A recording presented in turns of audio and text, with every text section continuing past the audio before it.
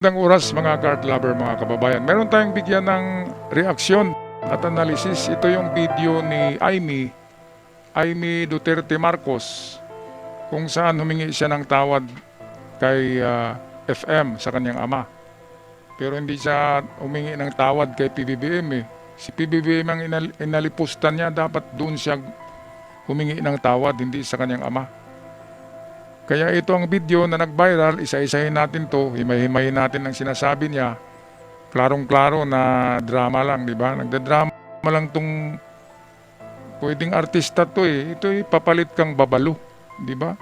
Ipapalit ito sa tatay niya na si Babalo. So ito ang video ng paghingi ng tawad ni Amy sa kanyang ama. Ngayon, iniisip ko na ang dapat ihingi ko ng tawad sa tatay ko, ihingi ko ng tawad na hindi ko nagampanan. Yung utos niya, yung habilin niya, paulit-ulit, hindi lang naman nung tumanda siya at mamamatay na. FM kasi anak ka sa labas eh. Klarong-klaro naman sa mukha mo, ritukada ka, yung ilong mo, yung ngipin mo, yung baba mo, niritukin na yan. At walang habilin si FM sa'yo. Gawa-gawa mo lang yan.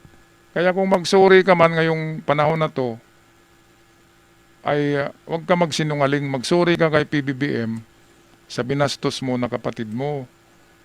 Walang habilin sa'yo si FM, wala. Anong babantayan? Alam ni FM na hindi kayo magkapatid. Hindi mo na babantayan yun. Kaya maling-mali pa rin, di ba? Mga kababayan. Anong masasabi nyo? Gawang-gawa lang eh.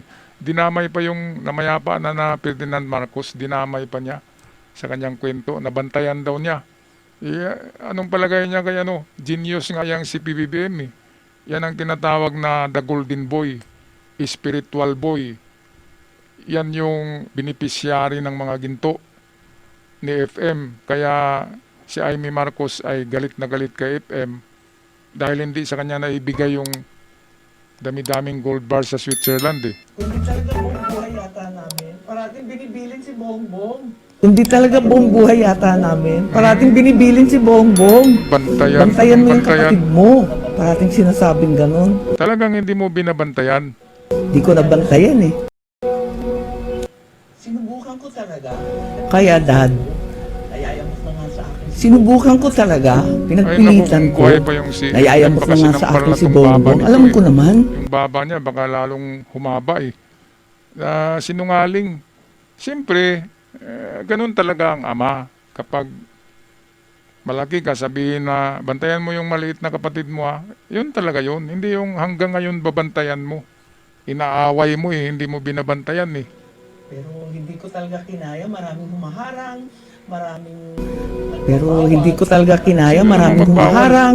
maraming yung mama mo, hindi nagbabawal. Ka nga nagsorry kay Imelda Marcos eh. Hindi mo tinupad yung bilin sa'yo ni FM ng yung ama. Nabantayan mo ang nanay mo. Hindi mo binantayan matanda na si Imelda eh, pero hindi binibantayan ito. Kasi galit din sa kanya si Imelda. Kaming naninira, hindi na kami nagkausap ng matagal at hindi ko nababantayan. At hindi ko nababantayan. Ulit yung binabantayan. Kaya nagkulang ako. Talagang pinilit ko. Bantayan mo ba yung 60 years old na si PBBM? 65 na yata si PBBM. Anong bantayan? Ang bantayan mo yung sanggol. Hindi yung teenager, hindi yung adult. May sariling pag-iisip si PBBM at mas magaling mag-isip si PBBM sa'yo, mas genius si PBBM sa'yo. Ikaw ang hindi kadugo ni PBBM, kaya doon ka pumanig sa mga Duterte. Yan ang katotohanan yan. Kaya humihingi ako ng tawad. Hindi ko kinaya eh. Hindi mo talaga kaya. Doon ka humingi sa mga tawad.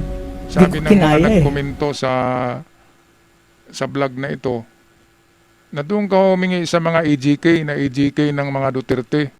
Yun ang sabi nila eh. Tsaka humingi ka kay Bongbong Marcos, kay Lisa Marcos, kay Sandro Marcos ng kapatawaran. Pati sa nanay mo na si Imelda, humingi ka ng kapatawaran.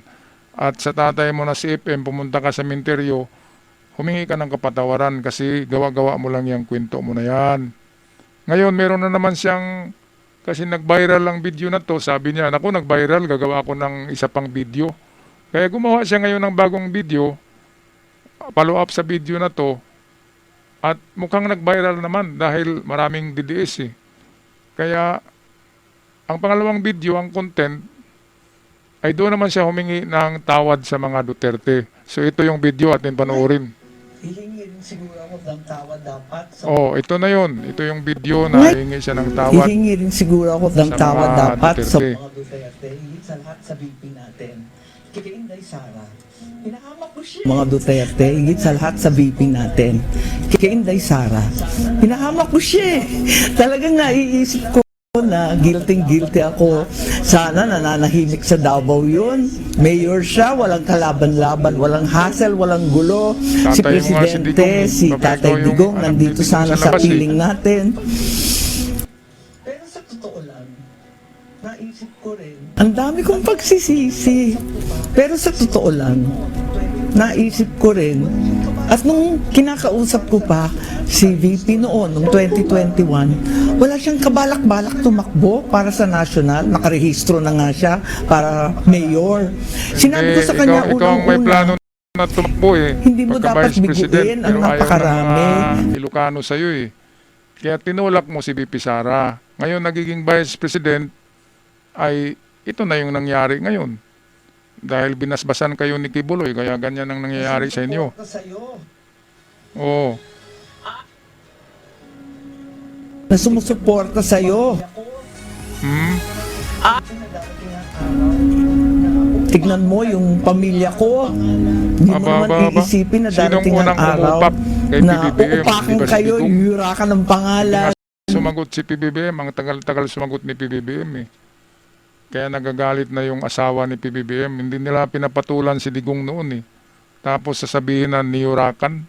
Si PBBM ang unang niyurakan nitong amo, tatay mo yata. 'Di ba? Eh, laging nagmumura, 'di ba? Bangag daw si PBBM, bangag. Kung tingnan natin sa dalawang mukha, PBBM at Digong, sinong mas bangag sa dalawa na mukha? Mga kababayan, bato-bato sa langit, tamaan, huwag magalit ha.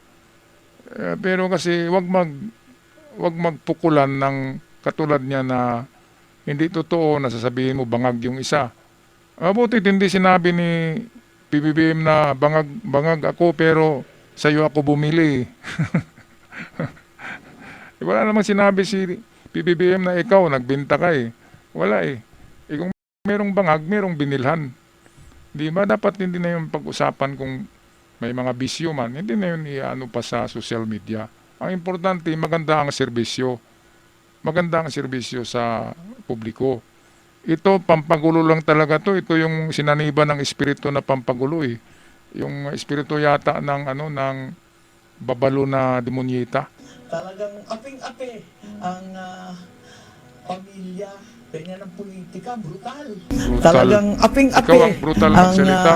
Kung sumigaw ka nga doon pamilya, na ganyan ang politika, brutal. Ngala-ngala mo, nakikita na eh. Kaya marami talagang nag-react dito. Mga kababayan, sa mga nakabisita sa channel, paki-comment sa ating comment section, sa atong comment section. Anong masasabi nyo dito sa paawa-awa epic na ito? Sa Semana Santa nitong santita na to na babalo. Diba, sinungaling eh, dinamay pa si FM. Kayong mga Ilocano dyan, anong masasabi nyo dito? Kayong mga Waray dyan, anong masasabi nyo dito? Paki-comment na lang sa ating comment section. Ako'y magpaalam na, huwag kalimutan mag-subscribe. Malaking tulong na yan para lalago ang ating munting channel. Hanggang sa muli. Love and peace, not war.